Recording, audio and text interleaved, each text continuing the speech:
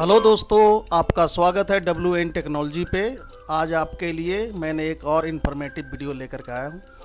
ऐसा है कि आज के वीडियो में हम आपको पाकिस्तान से रिलेटेड कुछ अपडेट दे रहे हैं। जो वहाँ फ्लड आया हुआ है उससे बहुत से लोग परेशान हो रखे हैं। पहले तो लोग डूबकर मर रहे थे, अब भूखे मर रहे थे। अब जो है कि पानी जब धीरे धीरे घटने लगा तो वहाँ पे अब नए नए बीमारियाँ पैदा होने लगे। अब जैसे मलेरिया का अटैक, अन्य बीमारियों का भी खतरा बढ़ गया है। अभी तक के अन्य बीमारियों से 324 अधिक लोगों की मौत हो गई, जबकि पहले से ही पता है कि डूब कर मरने वाले की संख्या करीब करीब 1600 से भी ज़्यादा हो रखा है। तो आइए इसमें मैंने एक इन्फॉर्मेटिव वीडियो भी लगाया है जो किसी भाई का है, वो किसी अन्य देश का है और वो इंग्लिश में है। तो आप आइए देखते हैं और इस अपडेट को समझते हैं कि आखिर वहाँ हुआ क्या। ये वीडियो देखने के बाद आप अंत में कमेंट करके मुझे बताएंगे कि ये इन्फॉर्मेशन आपके लिए कैसा रहा। Thank you. Show you what is happening on the ground. All right, right behind me is one of the communities in Rajampur that was hit by the floods. Obviously, the water has rescinded, so it looks a lot less now. But you can see people walking. You look just there. They have to walk to get to the main street to go and do whatever it is they need to do for this. So what they've done is people who haven't been able to live in their home had to create these temporary tents to be able to operate on a day-to-day basis until they're able to repair their homes and move back. So we are in Lahore right now, and we are heading up to Rajampur, which is about a 6-hour drive. One of the things that we've been told is the cities are pretty much fine. We've just been driving through the city, everything's fine, everything's working. 1/3 of this country is currently underwater. 33 million people are about to be displaced. And how do you see the damage that's being done on millions of people and communities is as you leave the city, you truly see the damage. You see the impact that these floods have had on so many people, and that's what we're going to show you. All right, we are now on Rajampur Road, and as you see behind me, that was the mosque that was submerged in some houses. And just keep in mind that the water was at a much higher level, like even days ago. Here are all the makeshift camps that they've made, tents, to be able to sustain a way of life until they're able to repair and move back into their homes, inshallah. So we're going to take a walk and hopefully be able to meet some people, meet some families, see what's going on. Their whole livelihoods have moved with them. See all the livestock tied up right beside the tents. Everywhere you go, you'll see, even in some tents, like you see over there, there's a livestock in the tent with the family. So now we are at another camp, and as you see, as you get closer to where the disaster struck, that's when the camps start to get bigger. What you're seeing in these camps is people have brought everything with them. There's nothing left in their house, and you even see their tools. Like there's a motorbike in that one, motorbike in another one that I saw down there. Someone put their tractor in the middle. Their whole livelihoods are here. Now we're getting on a boat.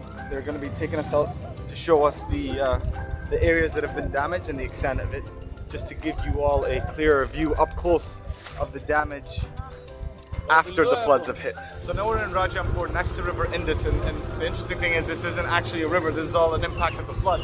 So you see boats taking people out to their houses, and we're out right now on the boat on these flood waters to show you all an extent of the damage that's happened here, and to give you all an insight into just how impactful it's been.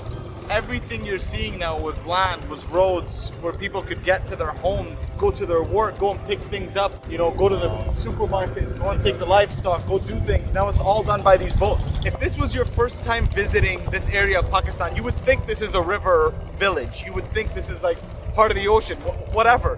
You wouldn't think that this just a few weeks ago was land, was roads, was play areas, was cricket fields, whatever you want, but anything but this. And these were the lucky ones. These were the houses that were just high up enough that they could survive. But the people who live there don't have a means to get to the main area or to the main road. There's no way to walk there. So they have to wait for a rescue boat, figure out a way to call them, figure out a way to say, signal them of some way, shape, or form to be able to get there.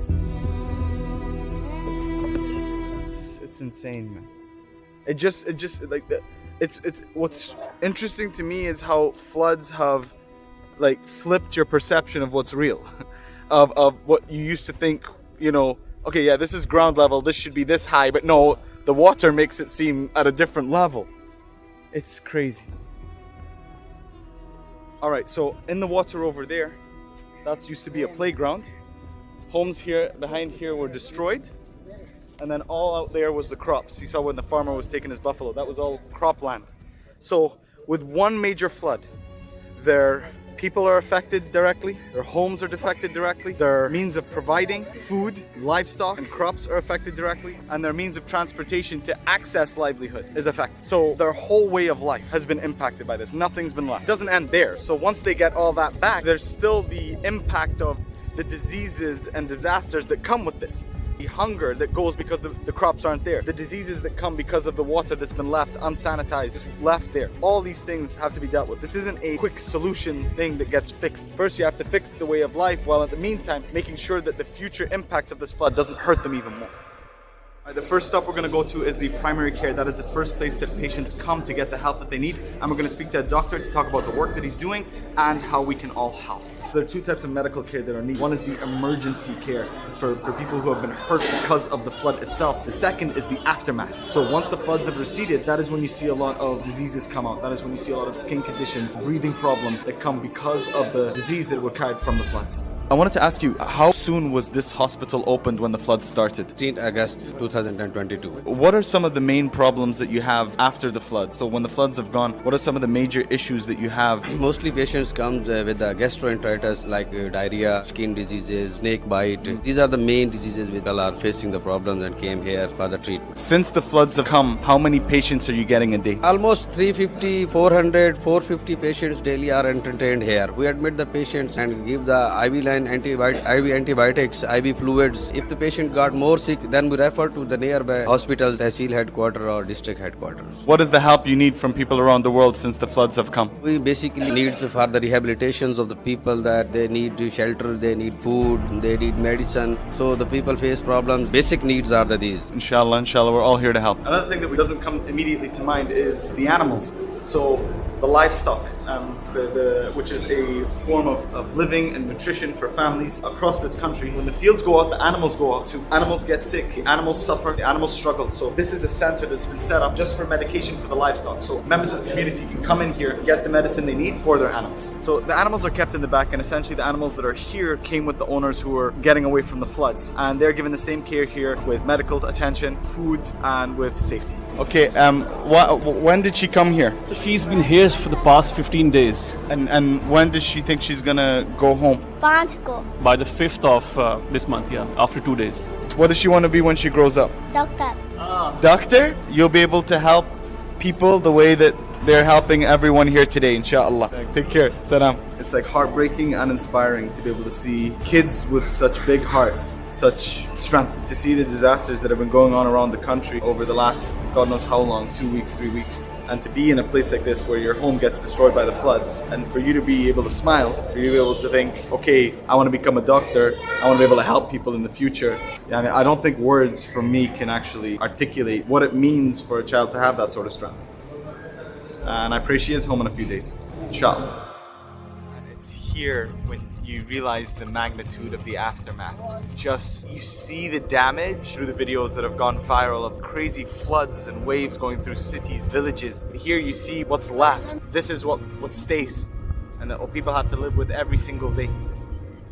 And I can't imagine how kids getting to school, getting food. I always wonder, why do these disasters hit the countries and the villages that have the least resources to deal with it? That's the heartbreaking part. And that's why we're making this video, because they need help from everyone around the world.